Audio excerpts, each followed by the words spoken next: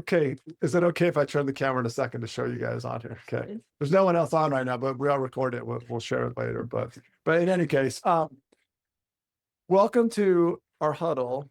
This is really cool because we're in Madison, Wisconsin today. I just flew in late last night. This face looks like it's very tired because I am, but I'm excited to be here and I'm wide awake. And so we're gonna have our two great guests introduce themselves in just a second. But I wanted to show you. You ready? Is that okay? Okay. Some of our crew here from Madison area. Say your names really fast. Carly, Carissa, Ava, Eva. Okay. Eva, Carissa, Carly. Okay. We might have questions later, so be ready.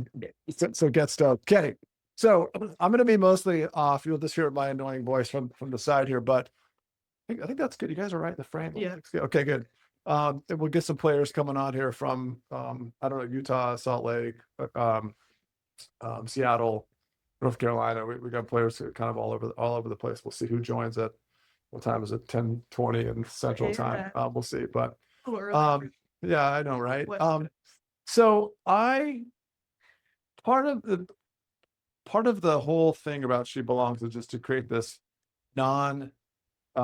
team community, basically. Like, you guys all have your teams. You do all your things. Soccer takes a lot out of you. It takes a lot out of your parents' wallets. It's a big investment in your career. And so part of She Belongs is making sure that we make soccer, football, the world's sport, accessible to everybody. And so that's part of the value that I'm trying to create. And I only do that because I can only do that because of players like you, who are like, yeah, I got something to say.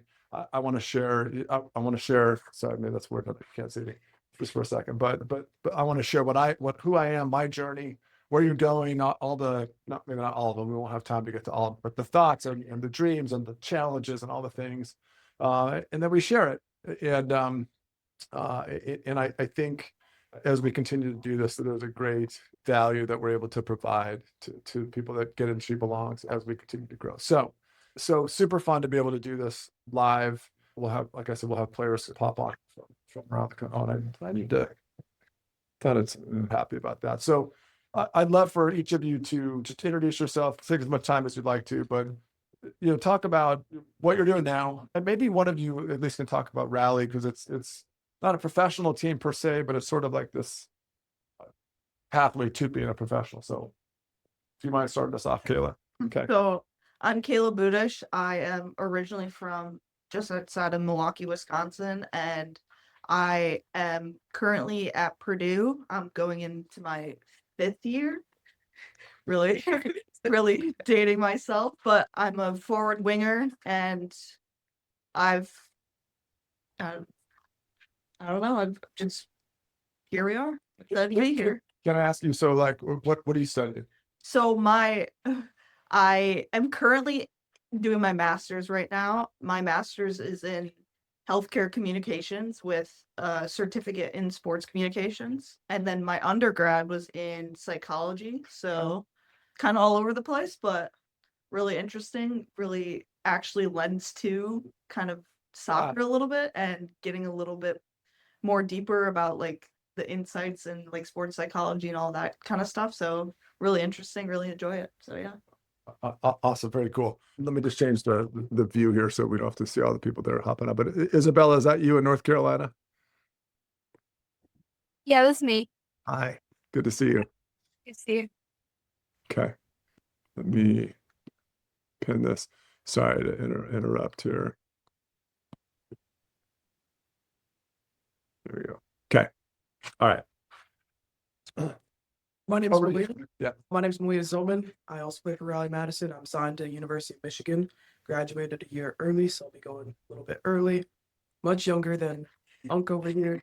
But my plan will be to be minoring in computer science and majoring in communications.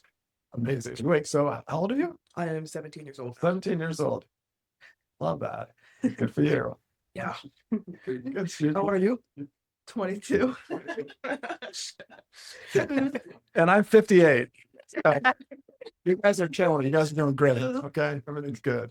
Well, awesome. And so University of Michigan, Yes, sir. right? Okay, started. Okay.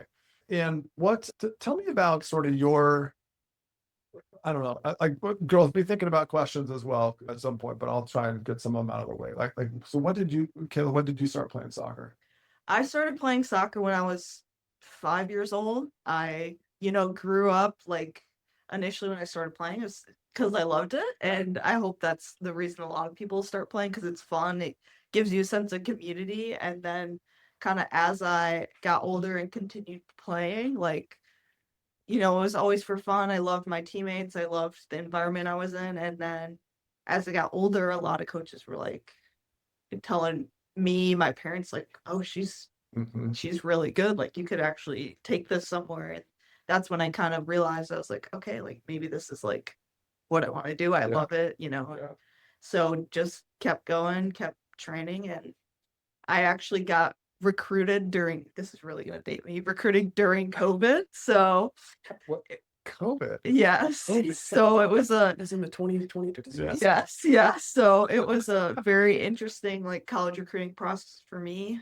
Maybe we can get into that a little bit later, but yeah, it was a lot of fun, but and then, Purdue was like never really on my radar and just their previous head coach reached out to me and was like, "Hey, like what do you know about Purdue?" I'm like, "Literally nothing." Yeah. And Huh.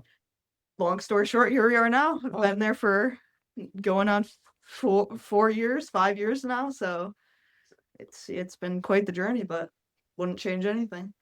And are the captain? I was, yes. My junior year, I was one of 4 captains.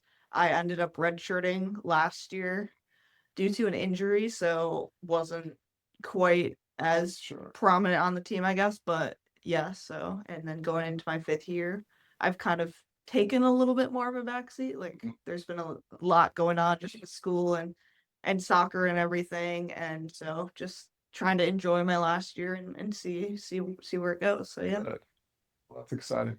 And Malia, I know you're only 17, but when did you start playing soccer? I started playing when I was about 3 or 4. Oh, okay. Wasn't very good. Okay.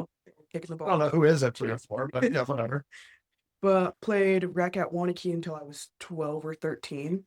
And then I was at Rush for half a season, and then I switched over to my Easton Oak club in Rockford. Mhm. But now I play for Raleigh full time as Easton Oak's ended. But Michigan also wasn't really on my radar. I was originally committed and signed to University of Iowa.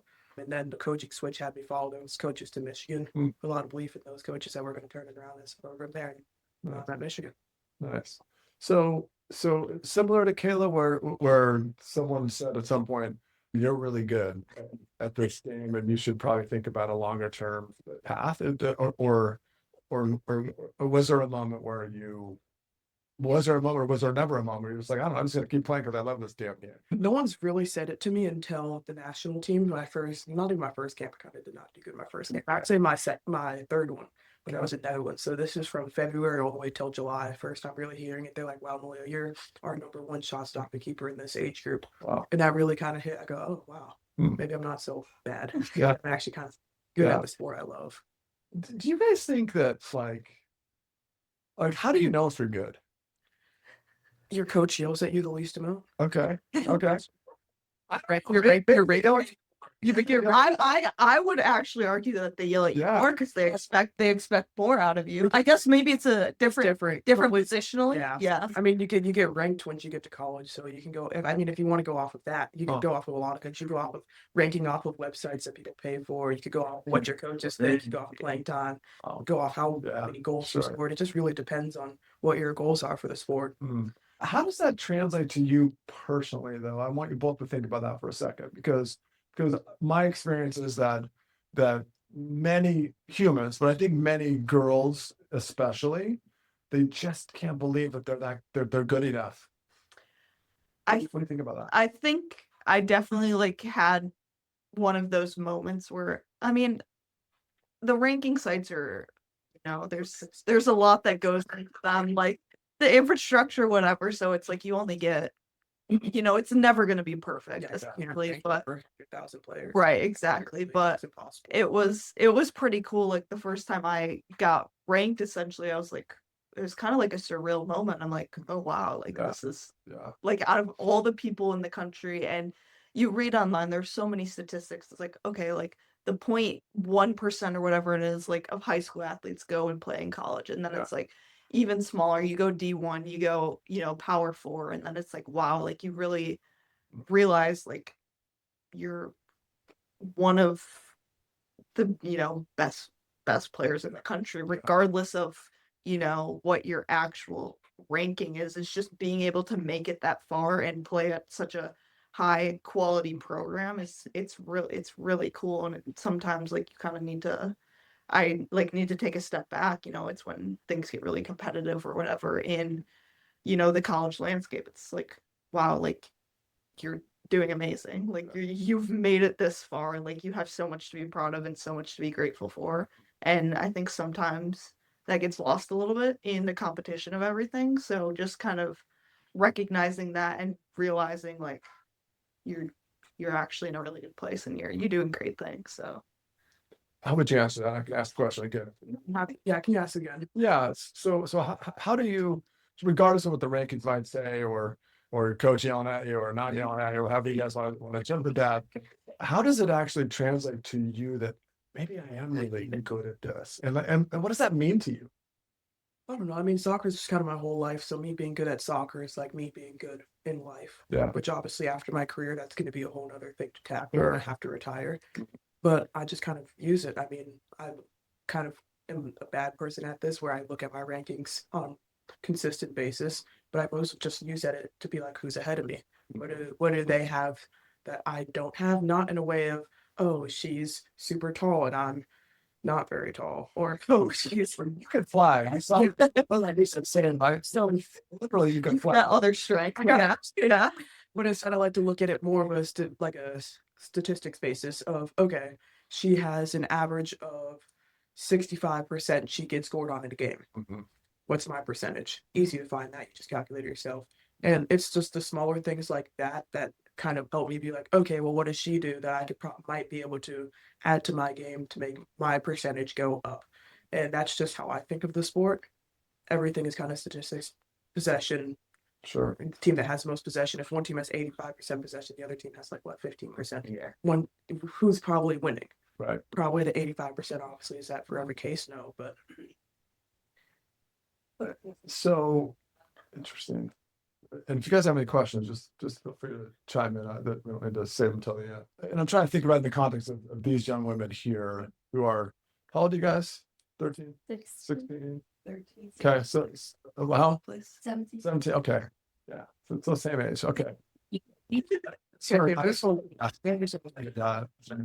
So one of the things that we talk about a lot, and we'll continue to talk about it more than She Belongs, is this concept around, around confidence, like women, girls who are confident and believe in themselves are going to make way better choices for themselves on down the road for their entire life, right?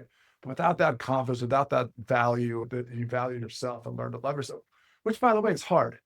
Okay, I would never know, but it's probably harder. I think it's harder as a girl to do that. Having raised 3 daughters, I've seen that. So I'm curious. I want to kind of dive into a little bit more. I mean, let me ask it in sort of a controversial way. You don't get all your self-worth from how well you're doing at soccer, do you?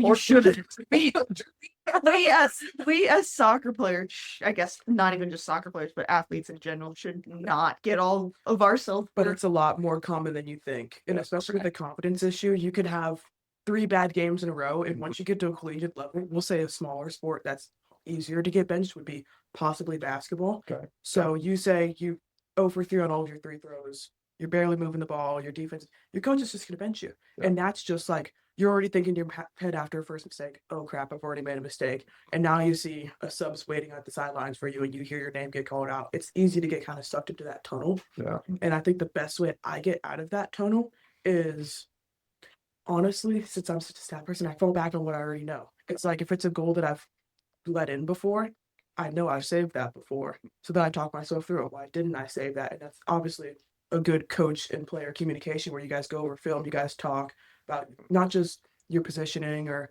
your communication to your defense on how that goal happened, but also what were you thinking in the moment? Were you nervous?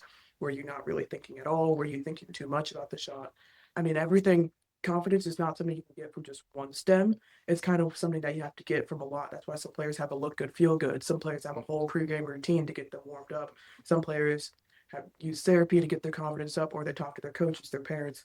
You kind of need to have the overall as a whole circle. You can't just get it from, oh, I had a good practice yesterday, I'm going to have a good game today. Yeah. It kind of, you have to build it up as, oh, I had a good practice, then I hung out with Kayla, and then we hung out for a couple hours, we had fun. I had dinner with my parents, we hung out outside. It's just all things that I think in my mind, being happy is also being confident. Mhm. So as long as I'm happy while playing or happy in life, Mhm. even if it's a bad day, I was happy the day previous, I can try to bring that happiness into today. Or if I wasn't happy yesterday, but now I'm going to try to bring myself into being happy today. And that just all kind of goes into my confidence. You're wise beyond your stomach. Kayla, so they have a game tonight. So Raleig's playing tonight, 7, 6? Yeah, 7. 7, okay, 7. After there's some other game before this, like the men's national, I don't know, whatever. World Cup or something's happening, but the big game is tonight. Yeah. So what does today look like for you as sort of your typical pregame ritual? Like what does that look like? Well, I'm not playing tonight. I'm dealing with an injury, so She has a knee brace on. yes. Okay. But typically, like, at least it's a little bit different now in the summer compared to like at college, like when, I guess it can be more related to like a Sunday game versus like a Thursday game. Now they're Yeah. kind of moving away from that schedule. Mhm. So whatever, but like typically, like I've found like mentally for me, like I've really struggled like trying to figure out like, okay, what does a game day need to look like? And for me, I try and remove myself from like as much soccer as I can until like 2 hours before the game. Like this is like pretty like a big like cutoff for me. I'm like, okay, I'm not gonna think about the game. I'm not gonna think about what I need to do. I'm not gonna think about like the opponent, whatever, because I find myself almost thinking too much about it, and then I get in my head, and then it's a lot like, oh, you get self-conscious, and then it's just there's too much going on. Sure. You hype yourself up too much, and then it's when you actually get to the game, it's like, wow, like I've thought about this the whole day. Now I'm like wired, and it's almost too much. Like the game of soccer for me, I find I play at my best when I'm playing free, I'm having fun, I'm not thinking about it. Like I've always gone by this kind of philosophy. It's like 80% of soccer is subconscious. Like you want majority of how you play just to be like instincts and what you feel in the moment, not like over analyzing like every decision, everything you do to like be successful in that moment. So like pregame, I'm like having fun, like staying off my feet, but like still enjoying myself and doing other things outside of soccer to take my mind off the game. That's how I feel I am the most successful on and off the field. So, and then, once that 2 hours hit, then it's like, okay, you kind of start to get in the mindset, you get a little bit more serious, but still like kind of laid back and relaxed. Like I've, tried like, doing like visualization or whatever, like in the locker room before the game. And I find like I'm still almost thinking too much. So it's like, okay, like having pregame dance parties, like doing random stuff. Sure. Yeah. Minnesota. Yeah. And just like enjoying it and just like, staying loose, staying ready and just like enjoying the time with your teammates. Cause it's like, especially in the summer, it's like, okay, we play like 12 games and that's it. So it's like a very short and condensed season. So it's like enjoy the time with your teammates, have fun, and then once you get out for warm-ups, then it's like that's when you lock in and you get ready. Love it. Sorry, that was like really No, I just was realizing how opposite we are. I- So mine starts. yeah, right. Yeah, and you're gonna really tell real quickly because I start the day before where I eat a really big meal with my parents. Me and my family, I love my family. We have family dinners almost every night, Nice. besides obviously nights at either of us are busy. Sure. So usually we go to a family place. We go to the same 3 restaurants here. We either go to Dottie's or go to Monty's, or there'll be some straggler in there that we obviously have gone a bunch to. Grandpa's is really good at pizza. Okay. But and then there's a lot of studies that show fasting has an intense clarity. And as a keeper, you can't really overthink in certain positions. So I find I don't eat on game days. If you hear my stomach growling, that's probably why. Huh. But I usually try not to eat on game days. Sometimes I vary around that. Sometimes I give in. Yeah, I don't have to run. We've Yeah. never Do not like that. Do not do that. Yeah, If you okay. have to, if You're not burning a bunch of calories Yeah. necessarily. well, I'm being calorie walking around. That's different. I'm walking around and then I have short spurts of fitness where they're Yeah. outside of 18 and I'm going back and forth. Sure. But that's like 30 seconds of fitness for another 5 to 10 minutes of walking. Do not go the whole day without eating, especially if you're a field player. Not suggested. This is what works for me. Not Huge disclaimer. disclaimer. Do not. Comments. Do not do this. If you Okay. want to try it on not a game day, like a scrimmage. Try it on a scrimmage and make sure that you're eating properly the day before.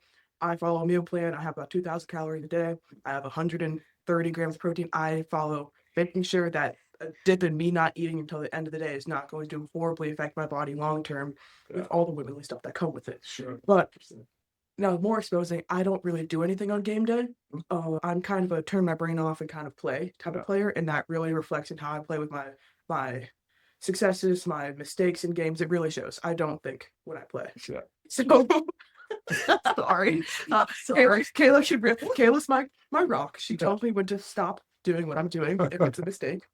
But I go to the Disclaimer, I played a little bit of goalie in my time, so I have a little bit of background. I have a little bit of knowledge, so I'm Yeah. not telling her what to do. no, she's not telling me to calm down. I'm just like, okay, She's my halftime. that calm. wasn't the best. Yeah. She's a player I go to a lot after I get scored on. I go, hey, you're a forward, good shot or a savable shot. Yeah. Usually they're savable shots. Sometimes they're not. The average time that you're actually giving up a banger in a game is very rare. Yeah. Very rare. So Oh. wake up, hang out. I talk to my parents. We have 2 dogs. Walk my dogs, my little puppies. I'm not an outside person at all. Oh. I spend my time outside is when I'm training. Okay. And that is about it. It's walking to my car and getting inside my car and getting inside an AC building. Not an outdoor person. So usually I hop on my bike. I'll have a little stationary bike. Yeah. I pedal for about like an hour. Just get. Yeah, Kayla's not liking my routine already off the bat. That's I'm struggling with a groin injury right now. I had my MRI last night, but that's something that I use to get Okay. the stiffness out of my Yeah. groin and out of my legs Sure. a lot. Wow. And then after that, my game day kind of starts when I'm biking. I watch film on the other team. And then after I watch film, I go straight into watching other keepers play that I really like. Manuel Neuer was in there. Jordan's a really good keeper from UW, Aaron McKinney. So I try to get 2 men's, 2 women's keepers because the game's different. So I try to Yeah. watch 2. And Aaron and Jordan are 2 play styles I very like to simulate. They were my 2 first goalie coaches technically when they were at UW. And the reason why I started playing goalie, so I always kind of go back to my roots there, always kind of check in on them, see what Yeah. they're doing in their past games. And then it's really it. Get a nice energy drink. Okay. Again, disclaimer, do not have an energy drink on an empty stomach. Yeah, we want to wrap up my Most of us are not going to do our exercising. It works for her. It works for me. Find your thing. Yeah. My pregame routine, the field players come out about 45 minutes before I actually start warming up 35, depending on what players are feeling stiff, loose, how it's feeling. We kind of have a slower warm-up kind of at rally, Mhm. I would say, compared to what I've done in previous times. But I like to start my warm-ups an hour early. Mhm. And and it's not even like the actual work doesn't start until probably 20, 30 minutes in. So basically, I'm walking around, I'm stretching. I don't do dynamics. Again, do your dynamics. I'm stretching, I band, and my number is 5. So everything I do is sets of 5. 5 volleys from each side, 5 collapse dives from each side, 5 crosses from each side, 5 live shots. But then once you get to actual live shooting, it's kind of awkward to only take 5 shots and dip out and leave your poor other keeper in there to struggle for like 20 minutes of shooting. So I up that number to 10. So I do 5 sets. But I also just like to sit there. I have the other keeper go in, especially if I'm starting. Mhm. They start in that shotting, and I usually sit right behind them or stand behind them. Mhm. And then I watch them take 5 or so rounds, and then I hop in for 5 or so rounds, and then little rotation. Nice. That's my game day. Then after I celebrate my favorite food. go home and sleep. Nice. Yeah. What's your favorite food? Taco Bell. Taco Bell. Taco Taco Bell. Bell or Wingstop. Or Wingstop. Bonfire. Answer me. I think a lot. This is unfortunately this is very common knowledge I about love me. this. Like I think every No, coach or that player we I've know. talked to knows that. When she's getting recruited, she talks to when she's getting recruited, she's like, where is the closest Wingstop on campus? Hence why I didn't pick Purdue. Oh, damn. So that was actually a big part of my recruiting process again. Don't suggest. Don't suggest. Everyone has their thing. Yeah, that's my game day routine. Very chill, very just kind of laying in bed doing whatever. But What I've heard that is common between the two of you is just relax. You got to relax because you're about to spend 90 minutes of intense, and add before the game and after the game and all. I mean, it's a good couple of hours of intensity around soccer. Yep. And so, but if we're not having fun, right? If we're not relaxed, if we're not thinking about the thing we're about to do, it's going to be too much. yeah, really, like right? that. There's like spikes in your system, dopamine spikes, anxiety spikes. A lot of having a calm to your whole day before game day, because game day is a naturally stressful thing. And Sure. you've been putting all this work for these weeks, and now you have to perform it in front of Yeah. a big stage. Even if it's not a big stage, usually games now are recorded. You don't want to get clipped and posted on TikTok. Oh, I sent this keeper the other way down, Right. banger, right? Like it's just stresses, they're just outside stressors that that happen. So having a calm day and just having a baseline, so we'll say 0 out of 100. If you have a very stressful day, you're going around, you have a bunch of activities you have to do, you have to run to the supermarket with your mom, you're walking around, it could be a high stress day. And say that stress brings you at like a 50. Well, if you're already at a 50 and then you're trying to get into warm-ups, you're already nervous during warm-ups, you're trying to get your nervousness out. Well, now it's up to a 75. Yeah. And now say you're 90 minutes in and you're either on a free breakaway in front of the keeper or there's someone coming at you and you need to make this save or you need to make this goal to win. Now your anxiety is going to get spiked higher and now it could possibly be at 100. Yeah. You never want your anxiety to be at 100 because that's no longer yourself. Yeah. Hopefully no one's walking around at 100% anxiety or stress all throughout the Can't day. function, right? Yeah. So having Sure. a calming day where your baseline's at 0, it helps slow down you getting to that 100. So say it's at 0, you've been chilling, you've been doing what you're used to doing. Mhm. Now you get to warm-ups. Okay, now it's at a 45. Yeah. Great, that's still manageable. And now if you're at that game winner where they're coming at you, you're now at like a 60. And that's margins better Yeah. than being horribly stressed. Absolutely. So it's just a small thing. Awesome. And the beauty in the game routine is you kind of have to, with travel, I'm sure Kayla experienced this, I have slightly, where some girls have specific things that they have to get done to play. Mhm. And that could be things that you only can get in your home environment or home field. Say you're traveling and you need to sit in your Normatec boots for an hour. Mhm. And you get to the facility, they don't have boots and you didn't bring your boots. Yeah. And that's what you need to get your best play. It's kind of, you're not going to play your best now because it's Yeah. not just physical, it's psychological. So it's finding a routine that fits you and fits how you want to play and how you feel, but then also can be, what if you're out of country, you're on a And it's totally different time zone? Yeah, Basically, yeah. yeah, and thankfully you have massage guns, but a lot of stuff is portable now, but making sure that your routine can be moved place to place. Yeah. Like Kayla can do her routine. Every hotel I stay at has a gym, or if not, I can suck it up. I can't go outside and go for a walk. Right. Don't hear with that. I know. I would say I really wish soccer was an indoor sport, but yeah, like I think both of our routines are very portable, and I don't want to out one of our teammates, but there's a girl coming to UW where she has a specific game routine. And when she got to college, she kind of was like, "Oh crap, my routine is not portable to traveling to go play Maryland at Maryland." Like, so she figured that out, Good. thankfully, and she's been Yeah. obviously she's a great player. She's one of Yeah. our good players in the middle, but it's just small adjustments that it's easier if you start now. Obviously, it's not a huge stress. You don't have to lose sleeping. Oh, Sure. I got 8.5 hours of sleep instead of 9. My whole day's ruined. It's just like small things that's like baselines that kind of, they don't, I would say pregame routines are just all mental. They don't, unless it's like some physical therapy that you need to make your body feel less in pain, it's all mental. Taking a nap before, Whatever eating you specific foods before, it's just all, Gotcha. it just all in theory helps you play. But at the end of the day, it's just, that's also another barrier is if you can't get Gotcha. your routine still performing to how you need to be performing. Love Because it. you can't come back to coach and be like, "Coach, I didn't get 100 juggles before the game. I only got 80, so that's why I didn't finish this open tap-in." Yeah. You'd be like, "What? What? That makes no sense. It makes sense to you, but it makes sense to no one else." Yeah. Right. So Makes sense. Okay, so be flexible, have fun, and talk about. Got it. Okay. crunch wrap all Do you guys have any we've got probably like 10 more minutes before Malia's got to go, but any questions that come to mind? I got. There's one in the chat. I think there's one in the chat. Oh, there's- Yeah. oh. Isabella always has good questions. Oh, where'd it go? How do you as a goalkeeper deal with the constructive criticism from teammates when you make mistakes? Okay, so this is And if you guys have This some is a great really good question because I bounce from team to team to team, and each team handles mistakes differently. Hmm. So I'd say at my first club, since we were rec club, it was more lenient. It was scores like 20-20. Really cares.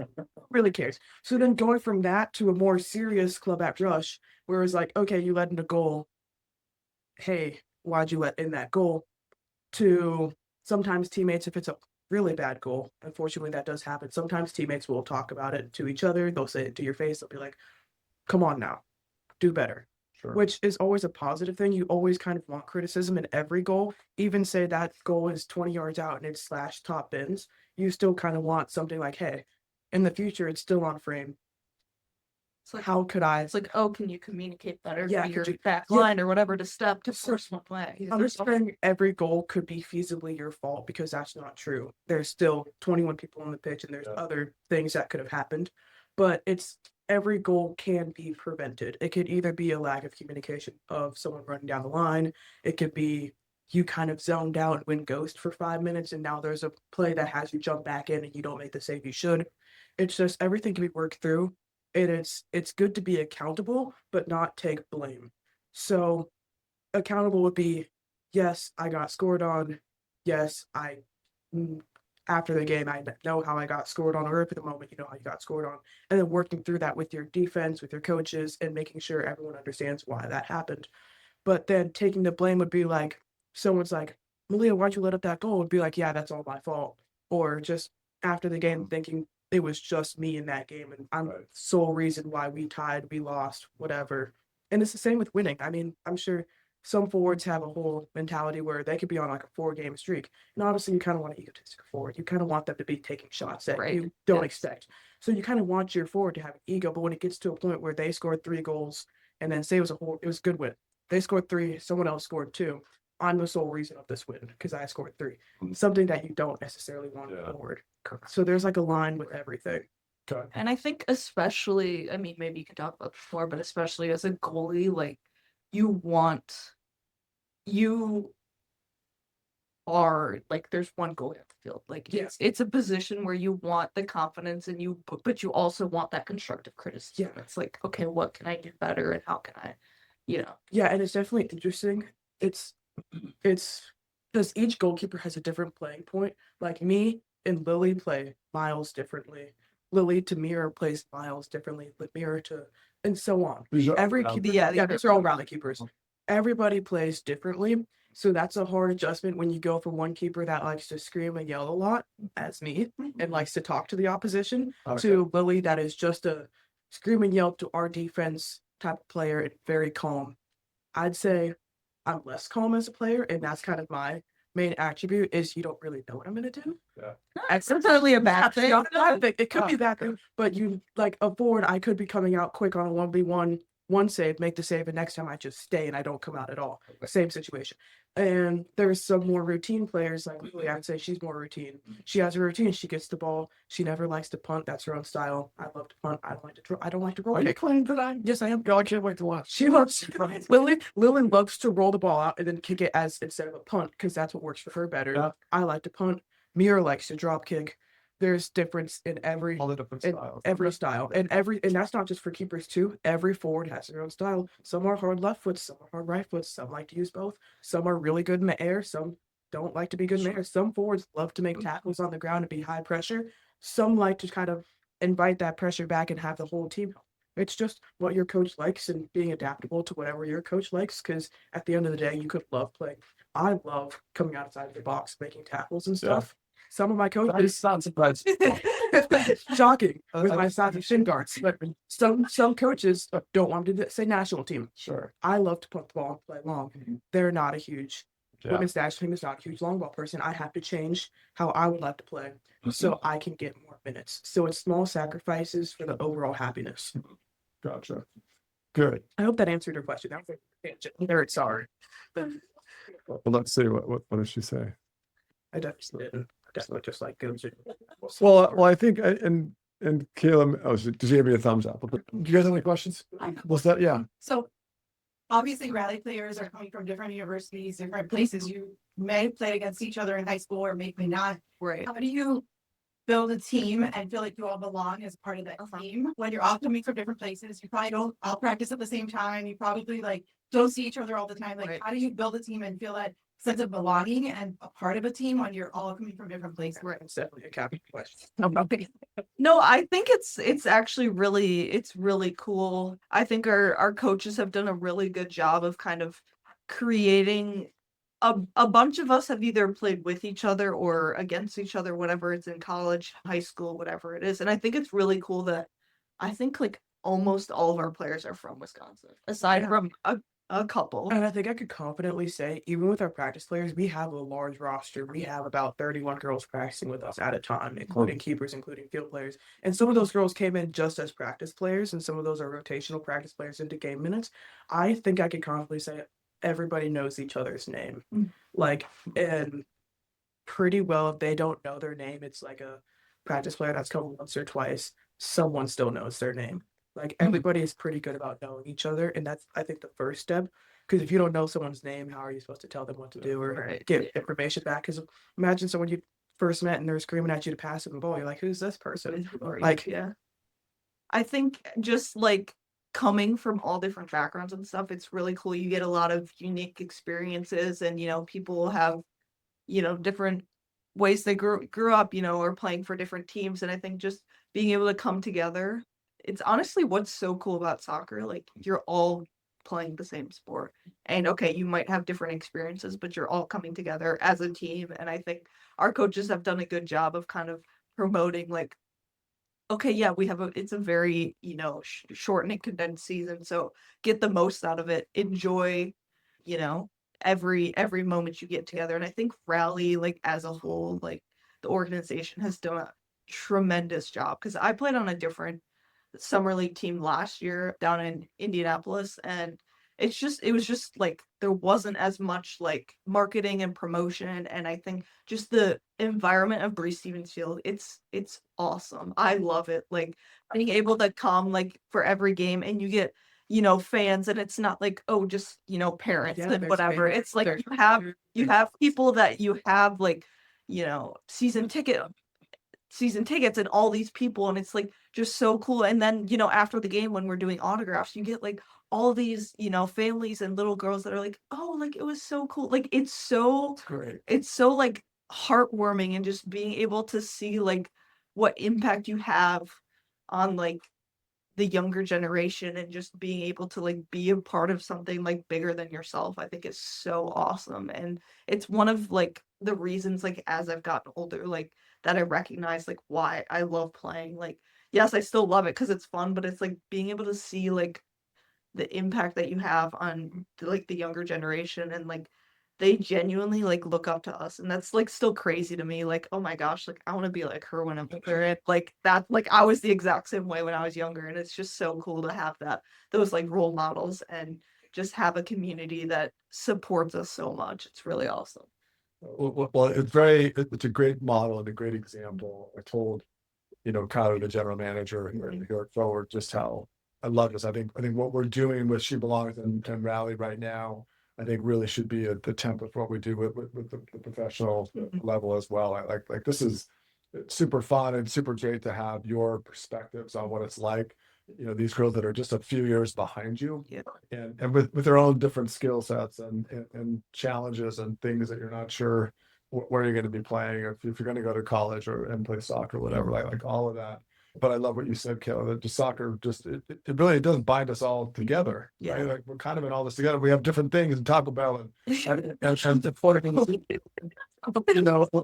or not. But I guess, and Malia, you got a bold here in a second, but I guess maybe lastly, and Kayla, you stick around. Yeah, Okay. for sure. I think, and let me shoot this to you, Malia, and then you can bounce if you need to. But talking about voice, about sometimes it's one thing to be good at the game, you love the game, that's all that. But sometimes I think it's hard to really like claim your belonging. Like yeah, I want to be on this team. Like I belong on this. I belong in this class. I belong in this community. Something like that. Have you ever had an experience briefly? Because I got to go, but Yeah. you can talk about that. I had a little bit at some of my previous clubs where I really struggled kind of fitting in. I feel like as goalkeepers, you're already kind of outcasted to your own warm up, to your own training, Sure. whatever. But the only thing that really broke me out of that was I would want to work so hard to when I felt irreplaceable by the team. So it's making saves other keepers couldn't save. So it's doing things other people couldn't do. Is showing up for people in a way that other people wouldn't. So it makes you kind of more irreplaceable, and then it kind of brings you a self of belonging because you're helping people. And now people are helping you back. You're creating a nice relationship and friendships with them. And now they're like, "Oh, hey, Malia, like I know you helped me with this. Why don't I come over and I help you pack or something like that?" Yeah. And it's just smaller things, not even in soccer, just in a general. Giving a friend a ride home, letting them stay the night after a late Yeah. trip. It's just small things that build friendships that could just last forever. Like I remember I let my teammate, we got back from, I think it was Sioux Falls, and I had gotten seriously hurt that game. I had to get taken out in the second half. So Eve was like, she lives in a carnival walk. Getting home after It's almost an hour. It's- Yeah, yeah. yeah, Getting yeah. getting home after a 6.5-ish hour drive Yeah. to go get in her car and drive back home after it was already like 1 a.m. Yeah. I was like, no, you're staying at my house. Yeah. Me and Eve talk almost every day now. Nice. Before that, we were still friendly because we're teammates, but we didn't talk as much. And now she's helped me out with stuff. It's good friendship now. Right. I love that. That's really cool. Well, good. Well, I want to get your response. Yeah. You're welcome to stay. I'm not kicking you out. I think I do it. You got to go. Okay. Yeah. All right. We'll say Okay. we'll see you tonight at the game. Yeah, I'll see you. It's good seeing you guys. Look forward to it. See you, man. Thank you so much. We'll see you later. All right. Take care. I'll just come sit here just for this afternoon. So, Yeah. talk to me, Kayla, about sort of the same Yeah. question, like Okay. finding your voice and finding your spot. And maybe not just because you were good, Mhm. right? But Yeah. like there's something more to it that just I counts. think, yeah, I think kind of like going off what Malia said, like a lot of it, especially like when you get to college, like everyone is kind of in a new environment, like especially with like whether it's like freshmen coming in or transfers coming in, like you're in a new environment. And I think just kind of like what Malia said, like those off the field relationships are so important. And I think a lot of it comes down to, okay, like having a sense of like trust in your teammate. Like, okay, if you're on the field and you don't trust your teammate, like realistically, how like you're not going to play as well together. But if you build, I've always been a firm believer in like building those relationships off the field, so then you can then have a relationship on the field. So whether it's like, oh hey, like you want to like go get ice cream, or go get coffee or whatever. Like ice cream. Exactly, like whatever it is, and it's like even those small things, like just reaching out and creating those relationships and starting to build like that chemistry, because that's ultimately like what takes like a good team and turns them into a great team. It's like I genuinely think like on my team at Purdue, like I can go have a conversation with anyone on the team. I can go get ice cream, get coffee, whatever it is, go like have a movie night with anyone, and like it's gonna be great, and it's gonna be normal and not awkward and whatever. And I think that's like so important in being able to just have those connections. And then it also goes deeper. It's like, okay, like checking in on people if they're struggling, if you realize like, oh, they had a bad practice, okay, like maybe there's something else going on, like, hey, how are you doing? And like genuinely like being there for them and like caring about them. And I think that's become just even more prominent like in today's day, like just being able to talk about difficult things. It's like, oh hey, like this past summer my dog passed away. I was like, that was really hard for me. Yeah. So it's like, and then you have people that are reaching out like, hey, like how are you doing? Like I know that's been difficult for you, kind of thing. So it's like just being able to have that conversation and that connection is like, it means a lot. And I mean, the stresses of college with exams and they Master's degree. exactly, they load us up, and like we have really long days, and then it's like you have to show up and perform. And especially like at the level that we play at, like I think of soccer as a job. Like during season we're 20 to 30 hours a week, and then you have school on top of that. It's like it's a lot, and Yeah, it's it's a lot. very taxing, and it's like they expect you to go out and perform, and it's a lot physically and mentally. So just having those people that, you can reach out to, that like, hey, like, can we just like go do something? Hey, Yeah. you just sit with me, even if we're not talking? Like, just having those connections is so important, and creates that sense of community and belonging. I love that. Well, and that's honestly, you've said very well.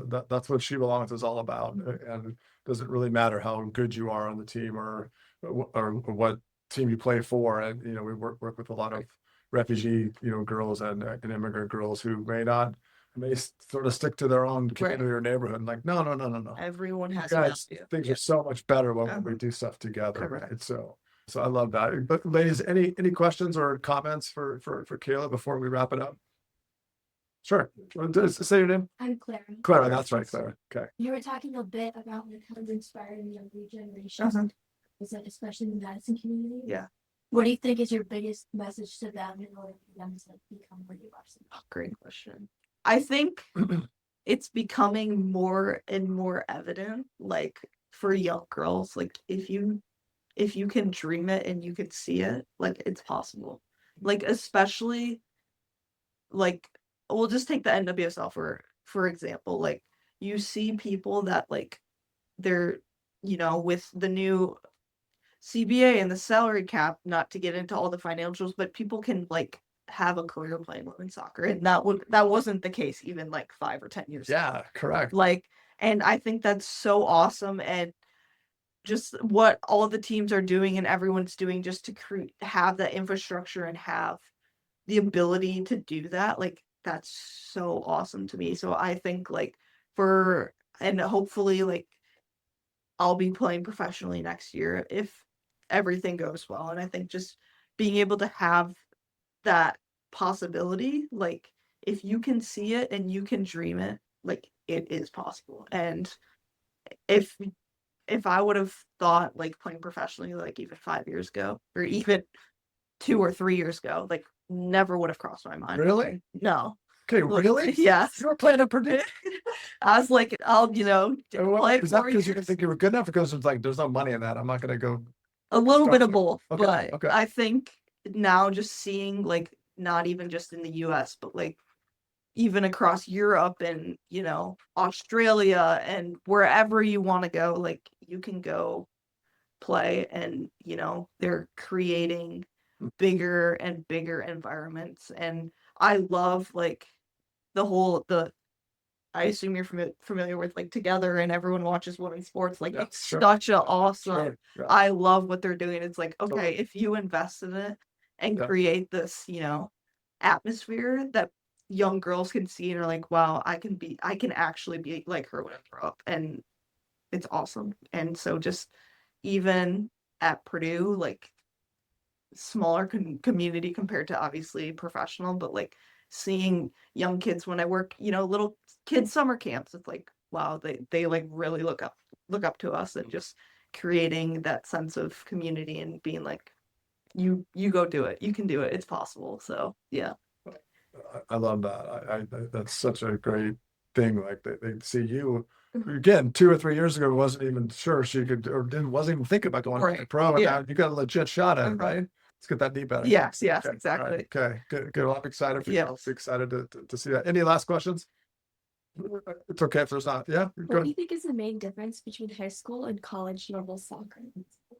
I think the biggest change for me was just like how much like outside of like physically soccer, like things are different. Like you have to pay so much attention to recovery, to all the little things that you have to do to like put you in a position like to be successful on the field. Like nutrition, like I was always aware of it, but it was never like, oh, like that doesn't really matter. But then you get to the next level, and they like we have a full-time like dietitian on staff. We have, 2 full-time sports psychologists on staff. We have, team physicians, athletic trainers, all this stuff, like, and they provide us with so many resources to be successful. And I think like taking advantage of that and like realizing that, but then also like I'd say on the field, like just the speed of play, it's like so different. Like I was, I was a very, very good high school player, had a lot of success in club and whatever, but then it's like getting to the next level, you're just essentially another player. And everyone was the best on their club team. Everyone was the best on their high school team. So it's like recognizing, kind of putting your ego on the back burner. No one cares what you did in high school. Like it's a new chapter, a new journey, and you just have to, kind of put your head down and grind essentially at the beginning and prove like that you're an important, member of the team. And I think in college now with like the transfer portal and everything, like if you're not important, if you don't help the team, if you don't make them better, sorry, you're gone. Like Sure. see you somewhere else. Like you're not. So it is very brutal, but it's the reality of it. Like coaches, like this is their job. It's a business. Like if they're not successful, like they're gone after 3 years. Sure. And so it's like recognizing that, okay, you need to show your value and show that you're an important member of the team. And it is very cutthroat, but it's the reality of it. Yeah. So Okay. yeah. Good. Well, it's a great last question. We'll wrap it up there. Thank you so much. Of course, yeah. You'll be at the game. Just Yes. Yes. Yeah. Good. So we'll see you in a few hours. Yes. Today can be a different pregame ritual for you. I mean, I'll just, Do whatever you want. yeah, exactly. Just strolling. But I love it. yeah. Good. Well, thank you all. Isabella, take care. Thank you so much. And everybody who's watching this recording, we'll see you guys later. Thanks. Bye.